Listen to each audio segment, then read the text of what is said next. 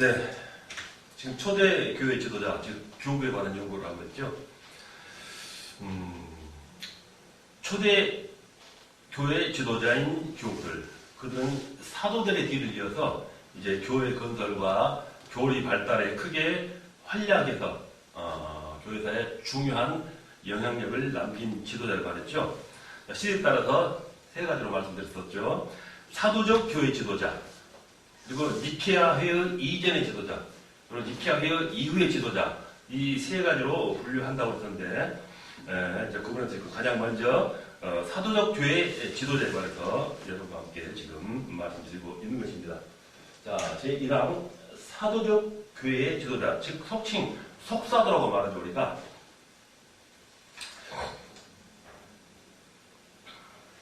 자, 말씀드렸듯이 이들을 속사도라고 부르는 것은 그들이 사도들과 교분이 있었던, 즉 예수님의 제자 당시에 그 제자들과 교분이 있었던 그런 교회의 지도자라는 의미에서 속사도라 한다라는 것입니다.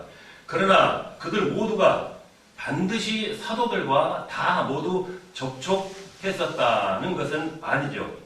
다만 사도들의 뒤를 이은 그러한 지도자들로서 가장 오래된 교회의 지도자들이다라고 일컫는 것입니다.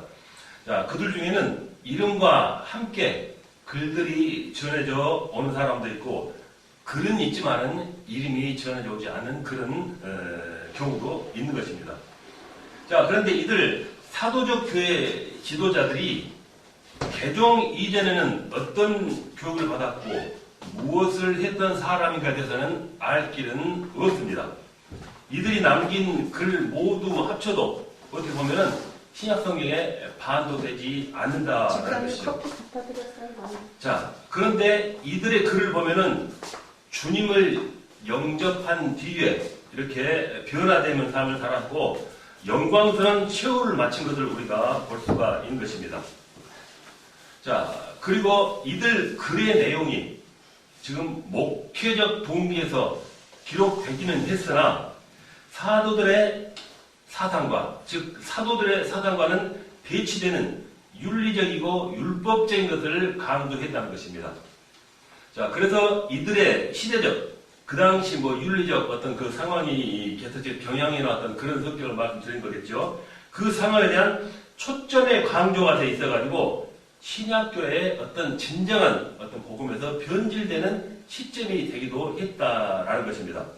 자, 이제 그들이 사도적 가르침과의 어떤 면이 달라지는가를 우리가 한번 또 살펴봐야 한다는 게 되겠죠. 자, 이렇게 교회를 위해서 계속 어떤 그 가르침을 위해서 그 사도들의 뒤를 이은 그런 교회 지도자들, 그들이 그 자기의 복음 전파를 했었지만 자기들이 해왔던 과정에서 오류점도 있었다는 것입니다. 차치 그런 점들이 이제 교회에서 이렇게 갈라지게 하는 어떤 그런 부분들이 생겨나기 시작했다 하는 부분인 거죠. 우리가 그런 부분을 또 알아봐야 하는 것입니다. 자, 그래서 가장 먼저 사도적 교회 지도자 중에서 누구를 먼저 알아볼 수 있어야 할까요? 아까 말씀드린 로마의 클레멘트를 먼저 우리가 알아볼 수 있어야 됩니다.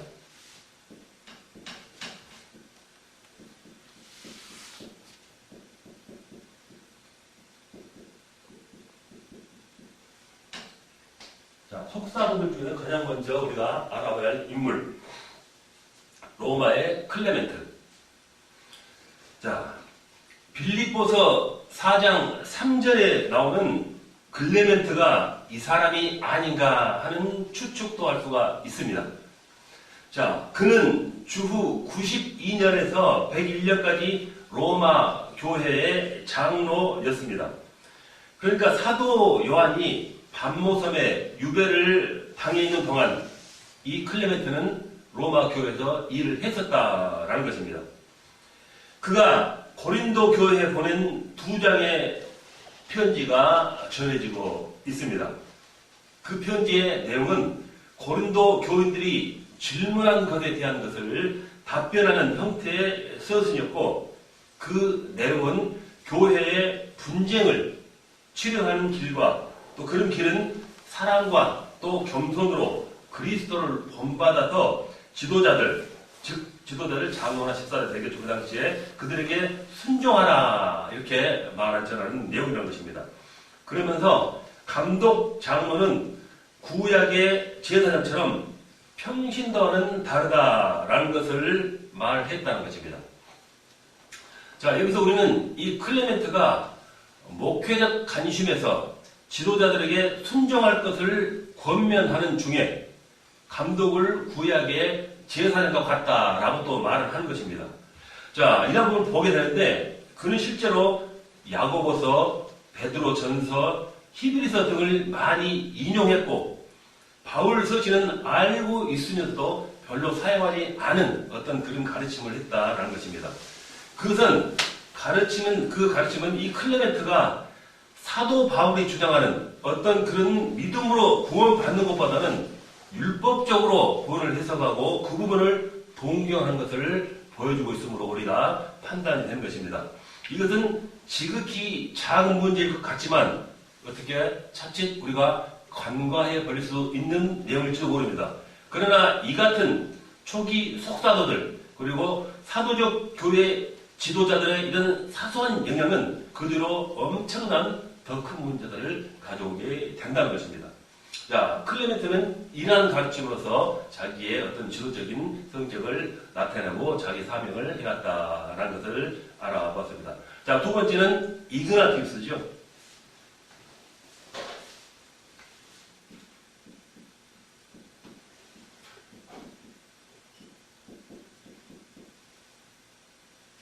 자, 속사도 중에 한 사람으로 우리가 대표하는 이그나티우스.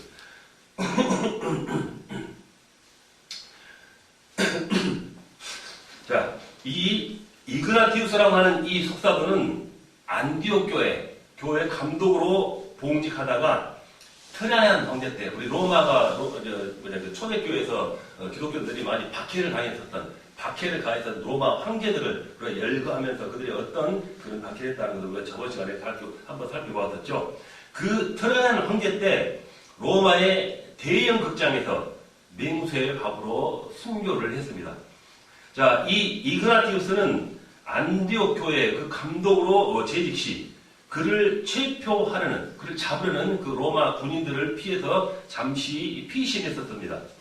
그랬더니 이 로마 군인들이 오히려 교인들에게 벌을 가한 것입니다.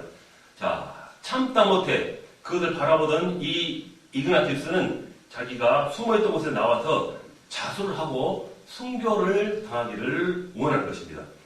자, 그는 10명의 군인에게 이렇게 호박된 채 안디옥에서 로마로 압송되어서 순교를 당합니다.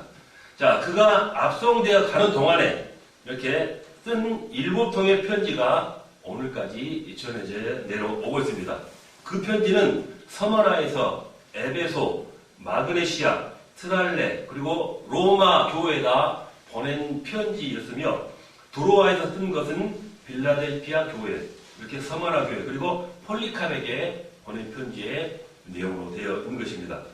자, 여기 이 7통의 그 서신의 편지의 내용을 통해서 나타나는 그 사상을 보면은 그리스도인이 되어서 마땅히 해야 할 것으로 교회에 대한 충성, 이단 경계 및 증오, 감독의 권위에 대한 순복, 순교자의 영광 등을 강조하였습니다. 여기서 그는 교회에 대한 충성을 이렇게 강조하기 위해서 카톨릭 처치란 말, 이것을 최초로 사용한 사람이기도 한 것입니다. 자, 그래서 또 자기의 그 말 내용을 어디서든 감독의 권위에 대한 순종을 강조하기 위해서 또 자기 감독직을 너무 높임으로써 전능한 감독직을 또 주장하기도 했습니다. 그는 이런 말을 했었습니다. 교회를 세우는 것은 감독이 한다. 고로 감독의 마음은 하나님과 같고 장로의 마음은 사도와 같다. 자, 여기서 그는 최초로 감독직과 장로직이 약간 다른 것을 암시하는 주장을 한다라는 것입니다. 자, 이것이 다음 단계 가서는 감독과 장로가 완전히 달라지게 되는 것은 두말할 필요가 없겠죠. 자, 그래서 장로보다 감독이 더 높은 직급으로 통용되는 시대의 서장을 바로 이가 열어주었다라고 우리는 볼 수 있는 것이죠. 자, 그래서 우리는 이렇게 이그나티우스가 말하기를 주의 만찬은 죽을 사람을 해독하는 약효와 같고 침례는 거룩하게 하는 효력을 지닌다라고 또 이런 말을 했습니다. 그래서 이런 그의 주장은 침례를 기피하지 말고 적극적으로 참여하라라는 그런 의도였습니다. 그러나 그의 주장은 이제 엉뚱하게 침례로 중생이 가능하다라는 그런 침생 중생론으로 비약하게 되는 결과를 가져오게 되는 것이죠. 자, 우리는 이 이그나티우스의 정열적인 순교의 미담과 함께 자기를 찾기 위해서 자기 사랑하는 교인들을 하나씩 둘씩 가해를 하고 죽이니까 자기가 참지 못해 나와서 잡혀가는 그런 순교의 미담자였다라는 것이죠. 자, 그래서 이러한 부분을 볼 때 어떤 역적인 어떤 역설적으로 바라볼 때는 이 미담이 즉 순교를 지나치게 미화함으로써 평범한 삶에서 신앙을 구현하는 그 생활 속에서 신앙을 과소평가하도록 이렇게 비교 의식을 심어주는 부분도 있다는 것입니다. 자, 그래서 감독직을 또 하나는 성경의 도를 넘어서 너무 강조한 나머지 교회 행정에 혼란을 가져왔으며 의식들을 과하게 주장함으로써 성례주의의 기초를 닦았다는 것입니다. 어떤 진정한 어떤 복음의 진리보다는 어떤 의식에 갖춘 그것을 주장함으로써 약간 다른 어떤 길을 가게 되는 그런 것들을 주장했다라는 것이죠. 자, 이그나티우스는 주님 보시기에 영광스러운 죽음을 말했습니다. 그러나 그가 남겨놓은 7통의 편지들은 차칫 간사한 인간들이 선하게 사용하기보다는 악용하는 나쁜 선례가 되고 말았다는 것입니다. 따라서 그는 공관원에서 교회사의 어두운 부분을 남겨주는 그런 교회의 지도자적인 모습도 있었다라고 우리는 바라볼 수가 있는 것입니다. 자, 그 다음으로는 헤르마스에 관해서 알아보겠습니다.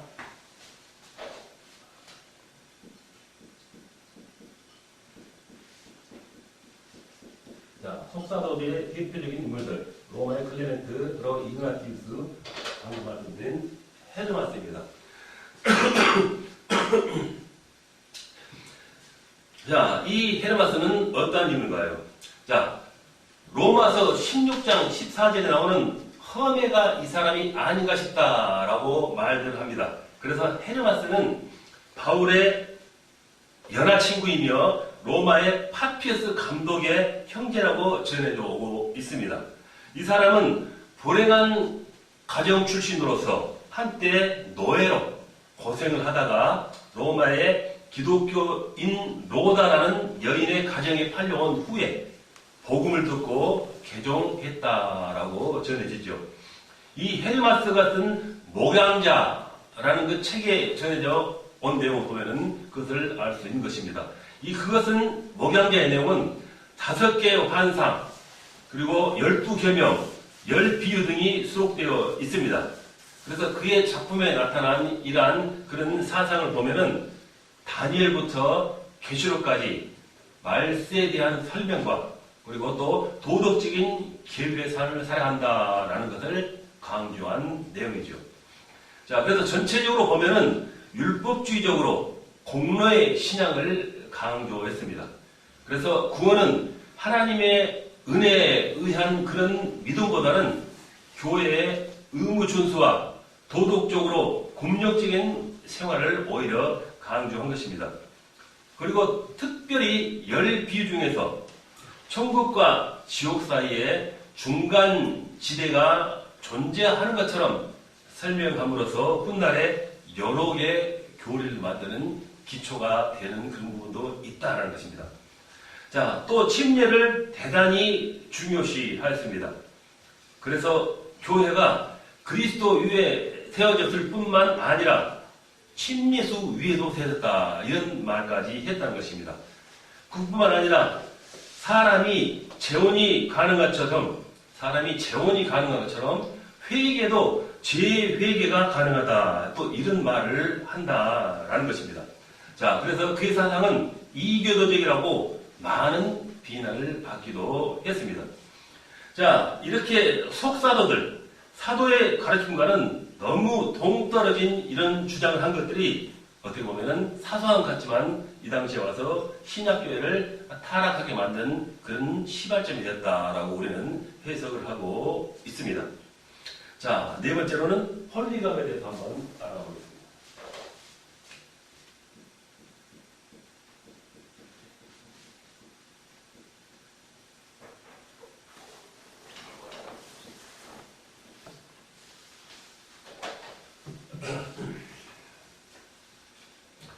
자, 이 폴리감은 소아시아, 요즘에 터키죠. 소아시아 서머나 교회의 감독이었습니다. 그는 사도 요한의 제자이며 이그나티우스, 아까 말씀드린 그 이그나티우스의 친구였습니다. 자, 그가 빌립보 교회에 보낸 서신 한 통이 있지요. 그래서 이 빌립보 서신은 14장으로 나누어서 기록되어 있고 1633년에 이제 활자화돼서 지금까지 전해져 내려오고 있습니다. 자, 그 내용을 보면은 이단에 대해서 강경한 입장을 취했었지요. 그의 친구 이그나티우스는 이 교대들 중호하라 하고 했지만은 이 폴리감은 원수의 박해와 핍박에도 사랑과 겸손과 인내로서 그들을 위해서 기도할 것을 말했다라는 부분이 서로 다른 것이죠. 자, 이 폴리감은 그의 마지막 순교 장면이 감동적으로 전해져 오고 있습니다. 때는 안토니우스 비오 황제 때 군인들에게 체포되어서 서머나 지사에 의해서 재판을 받게 되었습니다. 그때 지사는 그리스도를 욕하면은 석방하겠다라고 권유를 했으나 폴리감은 내가 86년간 그리스도를 위해서 봉사했으나 그는 나를 해롭게 한 일이 없거늘 내가 어찌 나의 왕 나의 주님을 모독하겠느냐라고 끝내 거절을 했습니다. 이에 이 지사가 그에게 화형을 선고하였더니 금세의 일시적인 불보다는 내세의 영원한 불이 두려우니 지체 말고 결행하라 라고 했다는 것입니다. 그래서 폴리감은 결국 관원에게 칼로 배임을 당하고 화형에 채이고 말았다는 것입니다. 이런 꼿꼿한 어떤 신앙의 모습을 보인 것이 특별히 전해지고 있는 이 폴리감이죠. 자, 그 다음에는 파피어스에 대해서 알아보겠습니다. 속사도 5번째.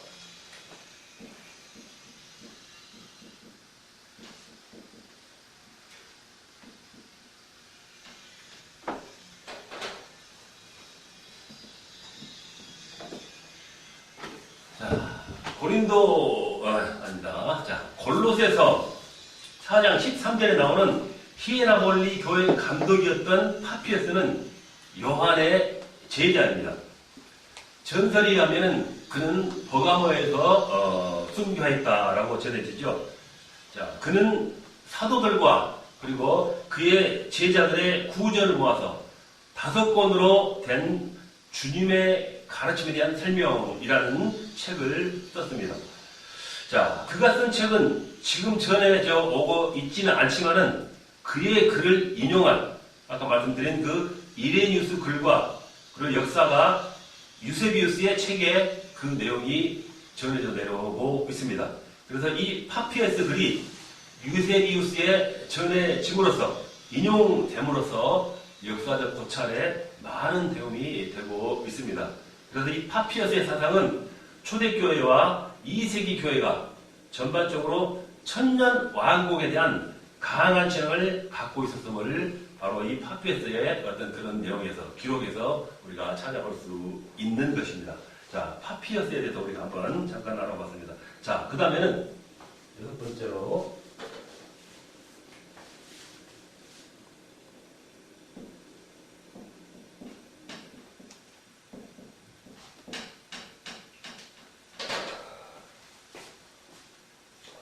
바나바에 대해서 우리가 한번 살펴보도록 하죠. 자, 이 바나바는 아마도 알렉산드리아의 유대인으로 주후 70년부터 130년에 활동했던 사람으로 보고 있습니다. 자, 여기서 그는 바울의 동역자였던 바나바는 아닙니다. 시대적으로 다르죠. 사도행전에 나왔던 그 바나바는 아니라는 것입니다. 자, 그래서 지금 우리가 알고 있는 이 바나바의 그 편지가 전해져 오는데 그 내용은 유대주의적 기독교 신앙의 잘못됨을 강력하게 비판하고 있습니다. 또 반대를 하고 있습니다. 즉 안식일 준수나 할례 시행, 율법 준수 등으로 기독교 신앙에 혼란이 되는 것을 철저하게 반격을 하고 있습니다. 그리고 주의 날, 즉 주일을 지켜야 되는 점과 그리스도에 대한 참 신앙은 이제 주님께서 곧 오실 것이라 믿는 그런 천년 왕국을 기대하는 것이라고 주장을 했습니다. 그래서 이 바나바는 최초의 전천년설을 주창한 사람이라고 꼽히고 있지요. 그래서 이 바나바는 인류의 역사가 6천년 동안 전개될 것이며 그 후에는 천년왕국이 도래할 것으로 7천년 역사가 될 것이라 라고 그 당시에 이는 주장, 즉 설명을 했다라는 것입니다. 이게 바로 바나바에 대한 어떤 그런 지도자 생활에 있어서 사용했던 또 전해주었던 그런 내용의 일부라는 것입니다. 자, 그 다음은 디오그네스의 편지가 있습니다. 디오그네스 마지막에 7번째가 되겠습니다.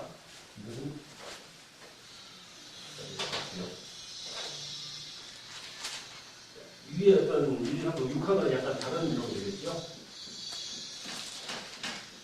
2, 5, 9, 3, 6, 6,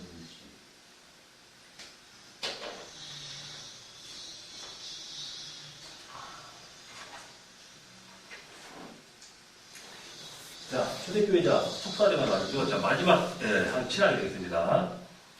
자, 지금 열어가는 디오그네투스. 자, 이 디오그네투스가 누구인지는 알 길은 없습니다. 그런데 이 편지는 1592년에 헨리 스테판이 출판해서 지금까지 꾸준히 보급되어 오고 있습니다.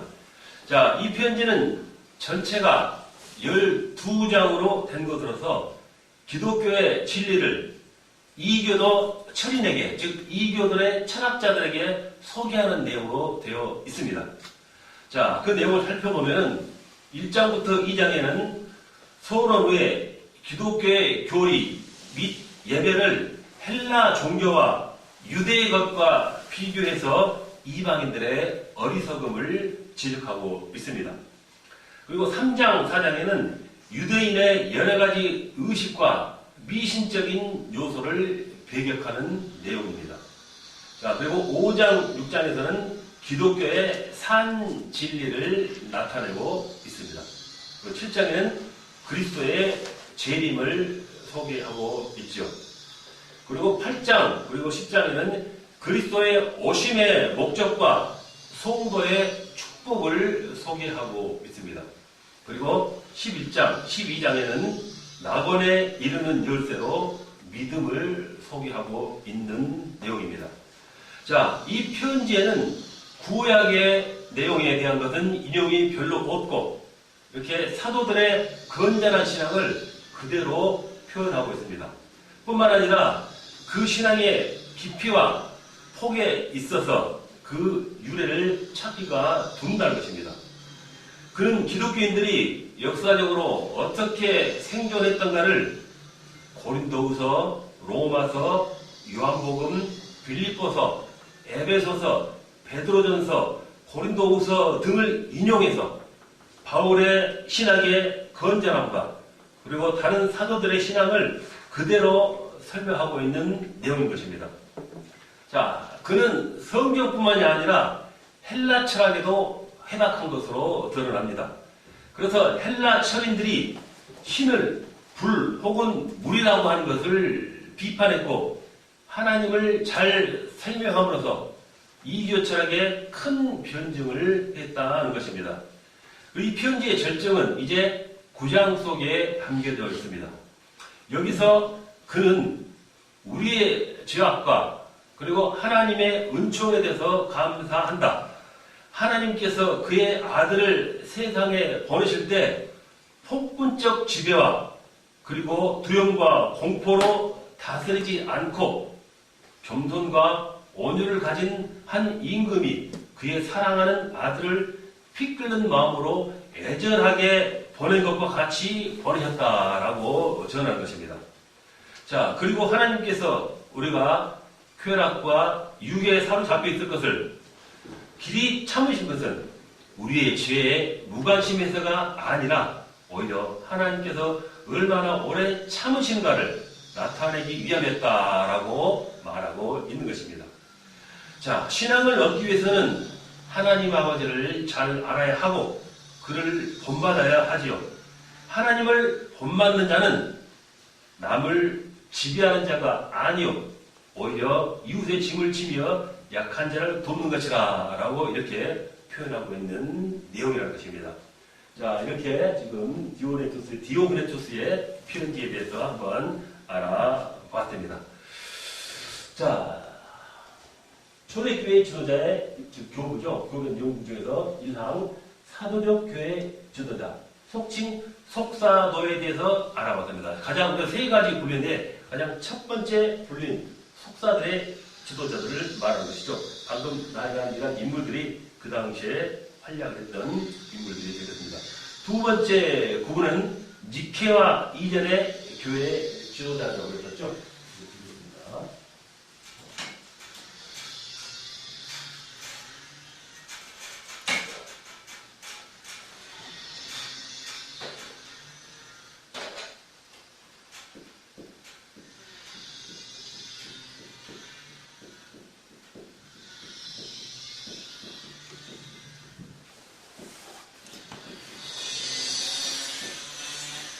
같은 지도자인데 시대적으로 반감하면 되겠죠.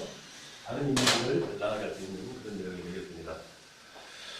자, 니케아 이전의 교회 지도자들.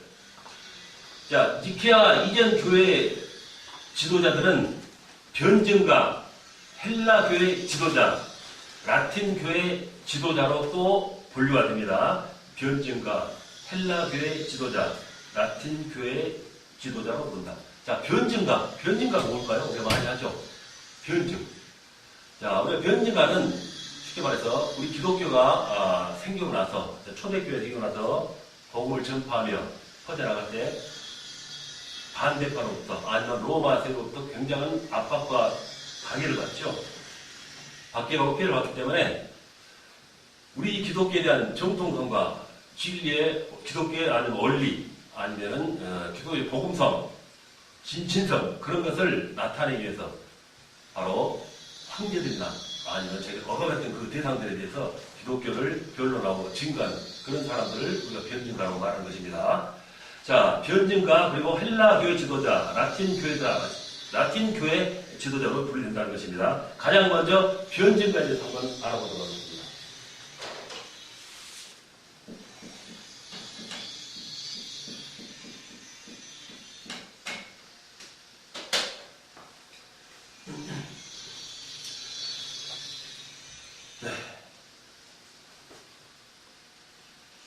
방금 말씀드렸듯이 교회에 대한 조직적이고 세계적인 박해에도 불구하고 교회는 계속해서 전파하고 발전해 나갔습니다.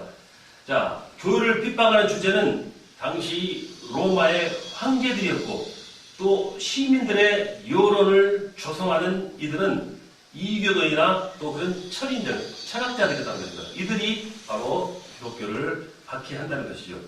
자, 이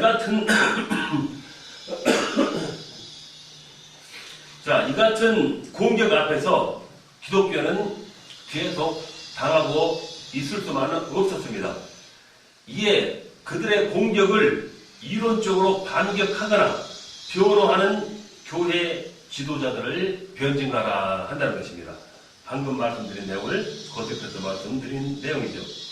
자, 그래서 이 변증가 형식은 두 가지로 나타납니다.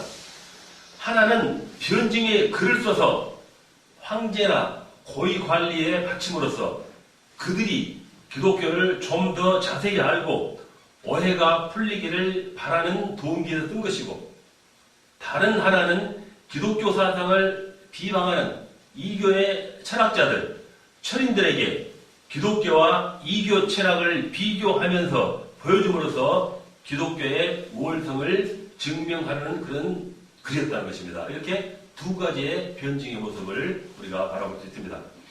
자, 황제에게 글을 보낸 지도자로는, 즉 로마 황제에게 글을 보낸다는 변증을 위해서 글을 보낸 그 내용입니다. 하드리아노 황제에게 기독교 신학에 관한 변증을 바친 아테네 교회 감독 콰드라터스, 아리스토티수가 있고, 안토니우스 피오 황제에게 글을 보낸 아테네 철학자 아테나고라스, 또 아렐리우스, 그리고 황제에게 글을 바친, 즉 아렐리우스 황제에게 글을 바친 사디교회 감독 멜라토, 히에라폴리스 감독 아폴리나우스 등이 있다는 것입니다. 그리고 기독교를 비방하는 이교도들에게 변증의 글을 쓴 사람은 앞서 설명한, 잠깐 앞에서 다뤘던 디오그네투스에 주는 편지를 쓴 누명의 저자, 그리고 가장 유명한 순교자인 저스틴, 그의 제자인 아시리아 사람 타티아누스, 이런 사람이 있는 것이죠. 이 타티아누스가 쓴 디아테사로는 세 복음서, 즉 네 가지의 복음서를 속어로 만든, 즉 읽기 쉽게, 풀기 쉽게 만들어놓은 최고의 그리스도의 정의로 알려지고 있습니다. 자, 이렇게 변증가 중에서 가장 먼저 우리가 하나 중요시 알아볼 사람이었죠. 그는 누구일까요? 그는 방금 말씀드렸던 순교자 저스틴입니다.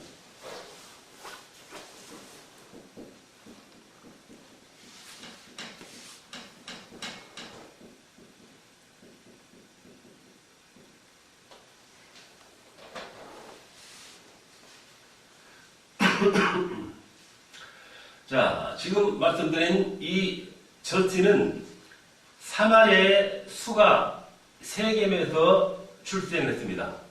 사마리아의 수가 세겜에서. 자, 그의 부모는 헬라인으로서 사마리아 지방에서 헬라인을 강제로 이민케 한 식민지 시대가 있었습니다. 그 시대 때 이주해서 살던 가족이 그 부모들이었다라는 것입니다. 이 저스틴은 처음에는 스토아 철학을 배우다가 다시 아리스토텔레스의 이원론, 그리고 피타고라스의 학보로서 옮겨졌고, 나중에는 플라톤 철학을 배우면서 살아가게 됩니다. 그가 자기 스스로 철학 연구의 극치에 이르렀다고 자부할 무렵에 어느 날 바닷가를 거닐 때 어느 노인을 만났지요. 그 노인은 이 저스틴에게 구약에 약속된 것과 신약에서 성취된 것을 설명해 줌으로써 기독교의 정체성을 이 저스틴에게 깨우쳐 준 계기가 있었다는 것입니다. 자, 이때부터 이 저스틴의 생애는 바뀌어서 계속 성경을 연구한 후에 결국 신자가 되었습니다. 자, 그 후 그는 이제 철학자의 복장을 입고 각처를 돌아다니면서 죽는 날까지 지성인들에게 전도하며 여생을 보냈습니다. 그는 2번 로마의 상경에서 진정한 철학은 기독교임을 알리는 학교를 세우고 복음을 전하다가 아렐리우스 황제 때 순교를 당하고 맙니다. 그가 쓴 작품으로는 3가지의 변증서가 있습니다. 그중 한 가지는 대변증서. 이 변증서는 황제에게 보내는 글이죠. 그 다음 소변증서, 로마의 원로원에게 보내는 글입니다. 그리고 트리포와의 대화. 이 트리포는 에베소에서 살던 유대인으로서 그가 당시 가장 뛰어난 인물이었다라고 전해집니다. 이 변증서는 불신자인, 지금 여기 말한 트리포, 불신자인 트리포와의 대화, 그 담론 형식으로 쓴 것으로서 기독교가 고대의 예언을 성취한 것과 기독교의 윤리의 고상함과 기독교는 박해 중에 완성을 이뤘다는 것을 말하는 내용인 것입니다. 자, 이렇게 3가지의 변증, 대변증서, 소변증서, 트리포와의 대화, 이 3가지 변증을 남긴 바로 인물이라는 것입니다. 자, 근데 이 저스틴의 변증서에 나타나는 그의 사상을 바라보면 앞서 말했던 그 속사도와 같이 몇 가지의 문제점들이 있기는 있다라는 것입니다. 자, 그 문제점을 한번 살펴보면은 가장 먼저 침례는 영적 할례와 같다, 이런 말을 했습니다. 구약의 할례는 자, 선택받은 민족의 기호로 영아에게 실시하였고, 신약의 침례는 그리스도를 영접하여 거듭남의 확신을 가진 성인들이 에게 실시했다는 그런 의식이었죠. 자, 저스틴이 구약의 할례와 신약의 침례가 같은 것처럼 말한 후에 이 어거스틴과 칼빈이 이 주장을 받아들여서 같은 주장을 하게 되죠. 그리고 오늘날 유아 세례를 받은 성도들이 이 같은 비성경적 주장을 인용함으로써 자기 합리화를 깨는 모습을 보게 되는 오류도 있다라는 것입니다. 자, 또 다른 문제죠. 예수 그리스도가 독신 생활의 모범을 보였던 것처럼 우리들도 독신 생활을 하면은 좋은 신앙생활을 가질 수 있다라고 말하는 것입니다. 그래서 자기 자신의 성을 제거하고 고자가 되어서 독신 생활을 하는 모습을 보여주게 됐다는 것입니다. 이것이 중세기 수도원 생활에 그리고 또 금욕주의가 발생되는 구실이 되었다라는 것이죠. 자, 또 한 가지 문제점. 그의 사상 중에서 가장 특징적인 것은 로고스 사상입니다. 저스틴은 기독교를 가장 잘 알기 쉽게 하려고 그 당시 철학의 옷을 빌려서, 자, 철학의 내용을 빌려서 자기가 배웠던 그런 바탕이기 때문에 그걸 입혀서 기독교를 소개했다는 것입니다. 그러나 변증을 목적으로 이렇게 변증을 위해서 목적보다는 당연히 성경이 우선이 되어야 되는데 이 성경보다는 플라톤의 사상을 더 인용함으로써 결국에는 기독교와 철학이 유사한 것처럼 기독교를 격화시키는 그런 오류를 범했다라는 것입니다. 그의 변증 중 로고스 사상은 주전 150년경에 활약했던 유대인 철학자요 또 성경학자였던 필로의 로고스 사상과 요한복음에 나오는 사도 요한의 로고스의 개념 가치를 애매하게 만들어 버린 그런 오류를 범했다라는 것이요. 자, 이렇게 하여 저스틴은 순교까지 하면서도 기독교 철학으로 변증하는 과정에서 복음을 철학과 비슷한 것으로 격화시키는 잘못을 저지르고 말았습니다. 자, 그래서 여기서 가끔 우리는 논란되는 토착화 신학에 대해서 우리는 불확실한 그러한 주장에 오르는 이러한 이해를 보면서 절대로 현혹되지 않도록 우리는 각별한 주의를 해야겠다라는 것을 되새겨 볼 수 있는 것입니다. 자, 두 번째로는 헬라 교회의 지도자들에 대해서 한번 알아보도록 하겠습니다.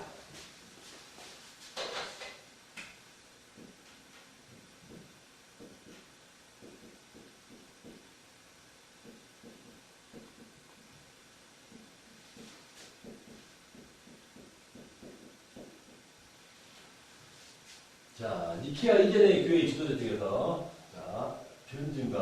변증에서 가장 대표적인 인물을 전체에서 나눠봤죠. 두 번째 헬라 교회 지도자들입니다.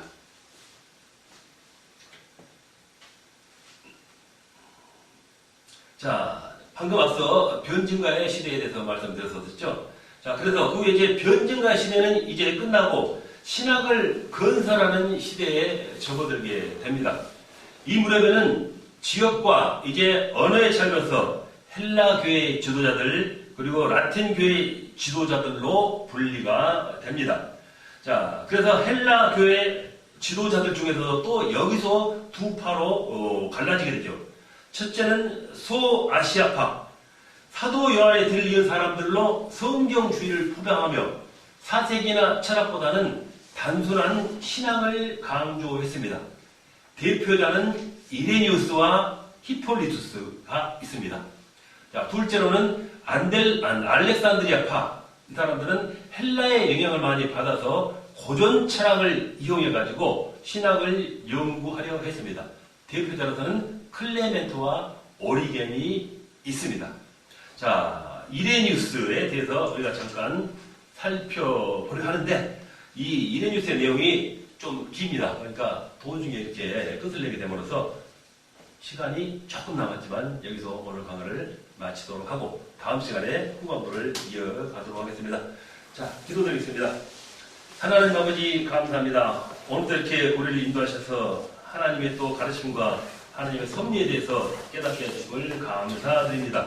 하나님의 거룩한 사랑과 뜻이 있어서 우리 모두를 이 자리에 인도하여 주심을 믿습니다. 하나님의 귀중한 택함을 받은 우리 이 주님의 제자들, 우리 신학생들 기억하여 주시옵소서. 그러나 큰 지혜와 지식과 말씀으로 항상 충만케 하셔서 하나님의 큰 능력으로 이 세상을 하나님의 나라로 주님의 복음으로 변화시켜 나가는 주님의 종들이 되게 하여 주시옵소서. 감사드리며 우리 주 예수 그리스도 이름으로 축원합니다. 기도합니다. 아멘. 수고하셨습니다. 다음 시간에 뵙겠습니다.